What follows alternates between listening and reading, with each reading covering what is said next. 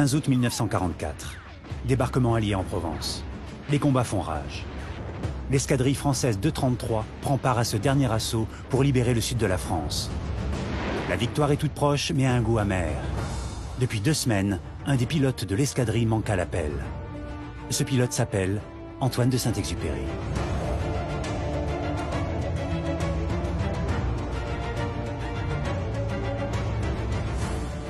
Aujourd'hui, sa légende n'a pas fini de grandir. Il est le symbole de l'époque de la conquête du ciel, l'écrivain français le plus lu au monde.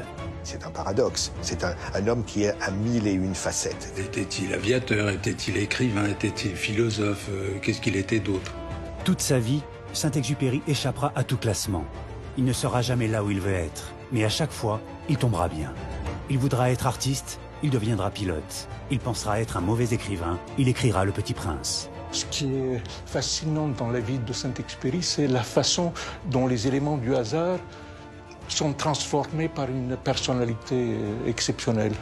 Ça s'appelle un destin. Il deviendra l'un des fous volants de l'aéropostale, survivra à 9 crashs d'avion, écrira des chefs-d'œuvre, aimera les plus belles femmes de son époque. Tout ça, la tête dans les nuages. Saint-Ex est un intuitif, profond. C'est un rêveur. Il a un peu préfiguré l'homme parfait de notre temps.